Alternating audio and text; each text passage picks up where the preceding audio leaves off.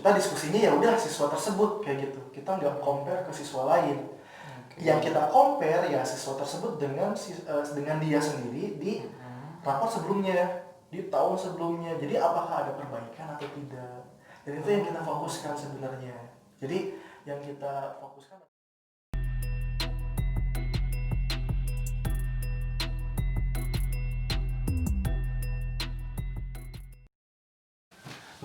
Oke, balik lagi ya teman-teman. Maaf tadi kita skip dulu karena kita ngerekamnya by phone, jadi biar ada jeda HP-nya biar istirahat dulu gitu.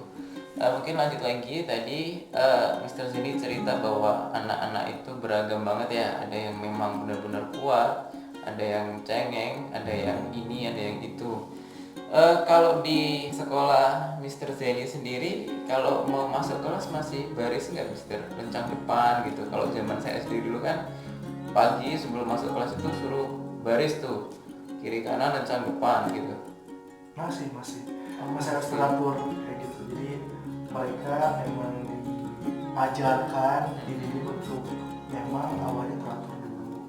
At least bisa belajar gimana untuk baris dulu aja itu ya mereka suatu pembelajaran juga buat mereka. Kalau misalkan mereka udah diajarin buat tertib, insya Allah itu bakal kerasa banget buat sampai dewasa. Oh iya, terus ini Mister, dulu tuh waktu saya SD itu dipukul pakai penggaris sama guru tangan saya tuh biasa gitu. Dipukul sampai penggaris atau ditimpuk pakai kapur gitu kan. Iya, saya dulu cukup nakal lah. Kalau cuma dikasih bilang jangan gitu, saya nggak akan respon. Tapi kalau udah tangan saya dipukul penggaris gitu kan, itu saya bakal nurut gitu, bakal ngerti. Lah kalau di zaman sekarang ya kan isu seperti itu kan banyak banget nih.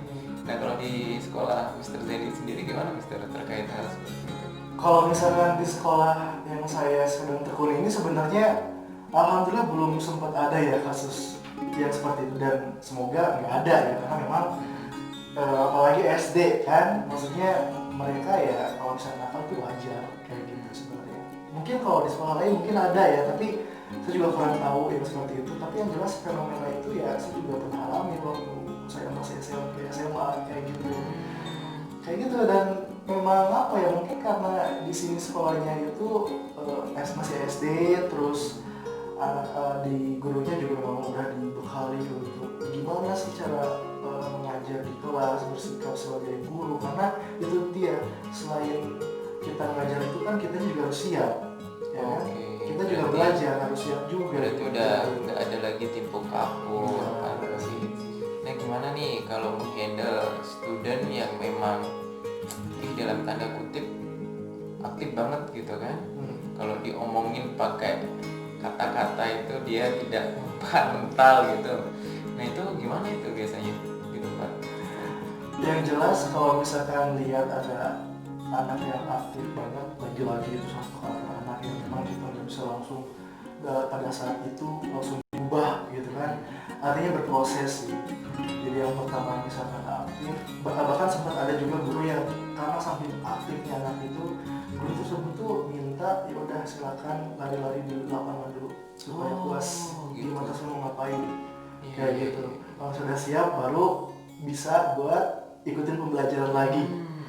Terus ada juga yang memang ya agreement di kelas sih sebenarnya, kita harus bikin rules dulu di kelas.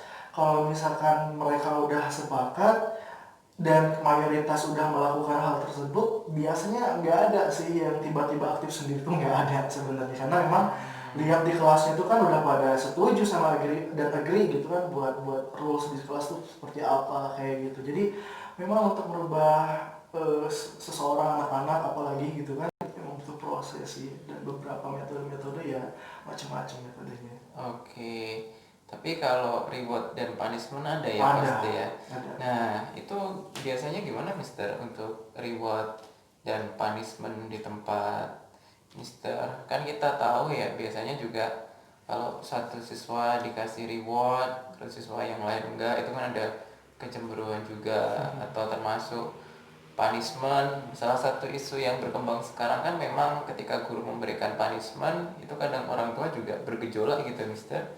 Mungkin kalau di tempat Mister Zeni seperti itu juga atau gimana?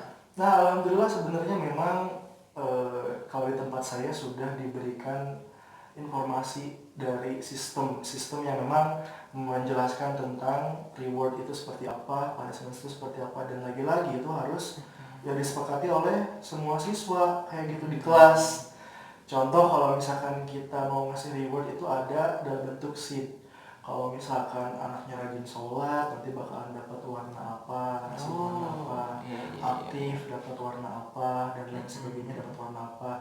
Begitupun punishment, tapi punishmentnya juga enggak yang sampai berat-berat juga sebenarnya kayak gitu. Jadi kalau punishment itu sebenarnya ya misalkan ada tambahan tugas misalkan kayak gitu macam-macam sih sebenarnya untuk masalah punishment supaya merekanya juga tahu bahwa tanggung jawab juga penting walaupun masih SD. Oke, jadi memang jauh dari unsur-unsur yang fisik kayak zaman kita dulu ya, zaman sekarang ya. Alhamdulillah, mudah-mudahan juga lebih baik. Kalau ini Mr. Zeni, kalau dulu itu saya anak pintar itu anak yang ranking 1, anak bodoh itu ranking terakhir tuh. Nah itu kan biasa ya, guru itu hafal yang paling pintar sama yang ibaratnya nggak pintar tuh. Nah kalau di sekolah Mr. Zeni, yang paling pintar tuh yang seperti apa, yang kemudian yang ibaratnya tidak pintar tuh yang seperti apa? Kebetulan alhamdulillahnya memang mungkin karena sistem juga kalau di sekolah saya itu pada saat pembagian rapot kita nggak mencantumkan ranking di rapot.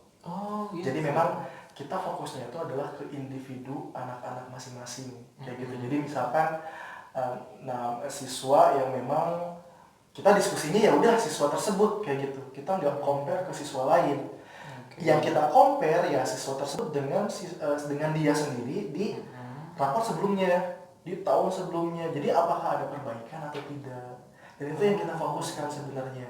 Jadi yang kita fokuskan adalah perkembangan dari individu tiap anak tanpa kita harus benar-benar compare ke yang lainnya. Jadi kalau misalkan suasana di kelas ya yang pasti ada ya yang namanya ngajar, pasti kita ngerasa juga kan, oh ini anaknya cepat nih, ada yang mungkin butuh banyak waktu buat dijelaskan. Tapi yang jelas kita punya metode supaya yang penting basic knowledge-nya dari topik tersebut disampaikan. Dan untuk selanjutnya biasanya kalau misalnya ada anak yang butuh waktu lebih buat memahami topik itu biasanya kita ada extra kelas. Gitu. Jadi kita sampai nggak ngejudge apa sih anak per anak kayak gimana, enggak sih, karena memang alhamdulillah sistemnya seperti itu sih kalau di sekolah. Oke deh, berarti saya rubah pertanyaannya. Jadi kalau di sekolah Mr. Zeni, siswa yang berhasil itu seperti apa dan siswa yang gagal itu yang seperti apa? I would say sebenarnya semua siswa bisa berhasil. Nggak ada siswa yang bisa yang gagal karena memang pada dasarnya itu adalah bentuk kerjasama antara siswa dan guru. Kalau misalkan gurunya juga nggak capable, itu juga ngaruh ke siswa kayak gitu. Dan kalau misalnya bisa kita katakan ya, maksudnya ya kita sama-sama tekankan ke anak-anak bahwa kita sama-sama berjuang, kita sama-sama supaya bisa memberikan yang terbaik. Dan yang paling penting ketika mereka merasa bahwa mereka bisa sekecil apapun, ketika mereka merasa bisa, itu menurut saya udah suatu pencapaian yang cukup luar biasa sih, seperti itu. Kalau siswa yang biasanya paling diingat nih sama guru nih, itu biasanya siswa yang kayak gimana itu?